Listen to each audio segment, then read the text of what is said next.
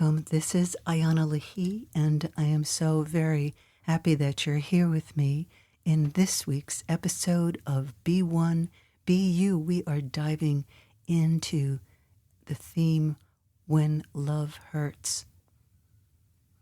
When we open our heart to love, to be loved, when we give our all, when we show up, when we are choosing to expand our heart field, the space that we live within, and someone that we love and care about, a partner, a wife, a husband, girlfriend, boyfriend, dear friend, cannot receive us in the moment or says something to hurt us, but doesn't know it. When this very special person gets caught up in their own programming and they don't know it, what do? Most of you know if you say something, it creates an argument. And then when the argument explodes and you don't want to argue, and actually the one that you love doesn't want to argue either, but yet it still happens. What happens when you ask for something that you need and the other person doesn't have a clue of what you are talking about, and you are now judged, perhaps criticized, perhaps put down? Why is this happening? The level of commitment that you have to keeping your own heart open to yourself is crucial in these moments. We all experience our own experience when we're a child of having a parent, an elder, a teacher, a sibling, a relative, a friend open to our heart or not. And so then we conclude and make different decisions about our own self-worth and our own uniqueness and how worthy we feel of being loved, whether we feel enough, whether we really deserve love, if we really deserve to be heard. And we carry this perception that we create about ourselves into our life. When we love someone, our heart can be wide open, and it can also be open, but also taking care of our own self. And it's a fine line. And we all carry with us our own unique relationship to love, and the cleaner we can get with how we get our needs met, the better things can work out for ourselves. So to be clean with our love means that we're really taking responsibility for the need that we have inside of our heart. And how we love ourselves creates joy, or it creates being shut down. And in that shut down space, we're not aware of the love that we're not able to give or receive in the moment. And yes, that too goes back to our childhood. We come into this lifetime with a preconception of who we are, the hurts that we have experienced, and we bring with us the lies that have been told to us about ourselves. We bring in and carry on the ancestral and familial patterns that are put upon us, like putting a piece of cloth on a mantle. And oftentimes, who we truly are is ignored, not seen, not received. And we have to do that inner awakening work to recognize and see and recognize who we are. So what happens when you are connected in yourself and your special love in your life does something, says something to hurt you? What do you do? Where do you go when the other person doesn't realize or see what they're doing? The light that you are, the light that is inside of you, that exists inside of your heart, is what helps to crack open the cement in your own heart. That happens through consecutive different experiences of not being seen, heard, or received in your life. When love hurts, place your hands on your heart. Look for the spark of light. It's a flame in your heart. And hold your heart with love. We all want that special love to make us feel good about ourselves and better about ourselves. And when we abandon our own heart space, we create havoc, and that's when love really hurts. There's such a difference between your willfulness, the willful ego self that thinks that it's right and won't listen to love, even when love is crying right to it, begging it, asking that willful ego to listen to it. So when your special love is in their willful space and they make you wrong for being who you are, speaking who you are, showing up as you are, I invite you to put aside your own reactions and to focus into the light in your heart and how it makes you feel. How can you receive yourself more so that you are cutting the cords to being dependent upon how someone else is responding to a need that you have? Needs are tricky in our culture because when you think about fulfilling your own need, it can feel selfish at first. You can also take it to the extreme where all you think about is filling your own need and your own wants.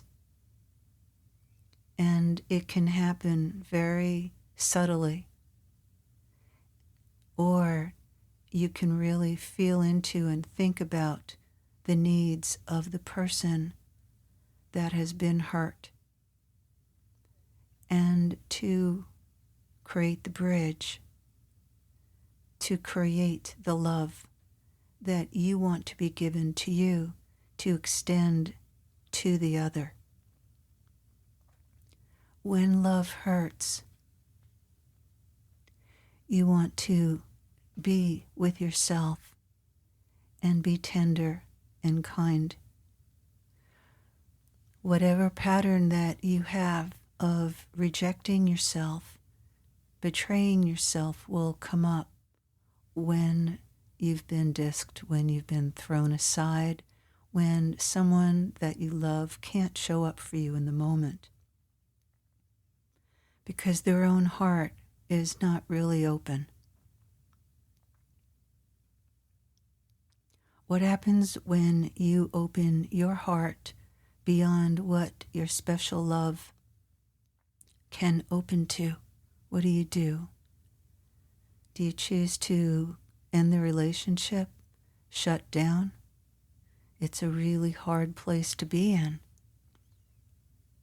So what you can do is open even more so to your own heart, and it might even hurt. Because when you've been abandoned, betrayed, or rejected, ABR'd, your heart will naturally begin to shut down. I want to suggest to you to find a color that resonates with your wide open love and to contemplate, focus into that color within inside of yourself. And it could be a series of colors to reopen you. And so you can reopen to the essence that you are. Your very special love might be caught up in their own ways of living their life. When their controller, their ego self, is still moderating whether or not it's safe for them to open their emotional self, that's when a lot of issues fly. In order to stay anchored, you want to connect into the place in your body where you feel anger, and then go through the anger and you'll find fear. And when you find that fear, what you want to do is place your hands on the fear in your body and pull light up from the core of the earth. So you're going to feel different feelings that are unique to you. You'll feel anger. And it's really important to be aware of feeling anger, because all you really wanted in the first place was to be heard, was to be received for something that you're sharing that's important to you.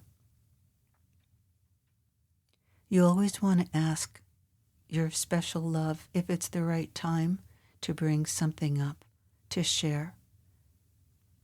And you might want to create a special space just to sit down and speak.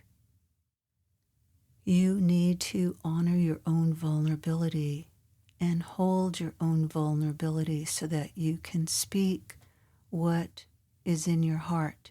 And if your special love cannot hold the space of that love in the moment, you have the choice whether to continue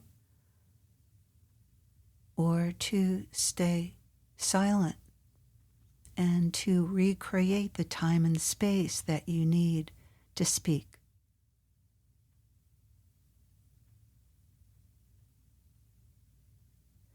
When you feel alone, know that there is a bridge into the love within your own heart that only you can break. And when you stay true to the love bridge with yourself, it keeps you strong. The loved one, your special love, that may not be able to open their heart is probably caught or stuck in some deep imprints. They're called sanskaras, sanskaric patterns deep within themselves. It could be they role modeled themselves after the way their mother handled conversations. It could be how their uncle dealt with communications. You could have taken on the imprints of a father who pushed away their own feelings, and so you've spent your life doing that. Your special love might have been pushing away their vulnerability their whole life? What happens when you show up and you're vulnerable and the person that you're speaking with, your special love, is not in a vulnerable space? How do you take care of yourself? What can work is that you create another time, another moment to have that conversation instead of pushing on a door that may not be able to be open in that moment. The more that you keep the door open with your own heart, the greater your capacity to show up in love and be the role model, the example of love and what love feels like for you. And then it's up to your special love, your dear friend, your partner, your lover,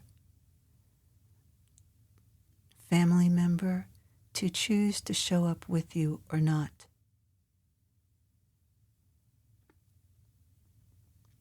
It's important to pay attention to what feelings are brought up in you when you're not seen or heard or received in a conversation that you really, really needed to be seen, heard, or received. And to be kind to yourself and take time that's just for you so that you can allow the vulnerability, that sensitivity to emerge, so that you can be there for it, so that you can love how you want to be loved, and so that you can care for yourself in ways that nurture your whole being. And in your commitment to how you love yourself, you are giving yourself the opportunity to heal a present wound or an old wound, an old past wound that needed to come up to be healed. So you are the embracer, you are the vessel, you are the Holy Grail, you are the cup. And what you put in your cup, whether it's real love or it's just tolerance, or if it's actually resentment or hatred, is your choice.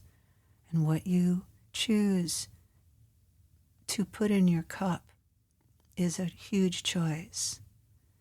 So try, do, create, make happen your action to fill your own heart with love so that you can show up in the most difficult moments from the love in your heart, being true to yourself. Thank you so very much for joining with me, and I'd love to invite you to check out the Spirit Gateways Deepenings mini courses. They are on my website, ayanalahi.com, IANALAHI.com, and they're available to purchase as a monthly or annual subscription or separately, and they're topics that tie in and fit into this work of opening to your true self.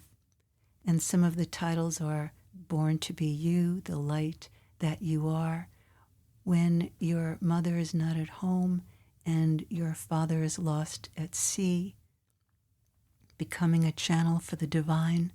So enjoy, go check them out, and remember to subscribe so that you receive all the latest updates and news of everything that we are releasing in the months and years ahead. Sending you all my love.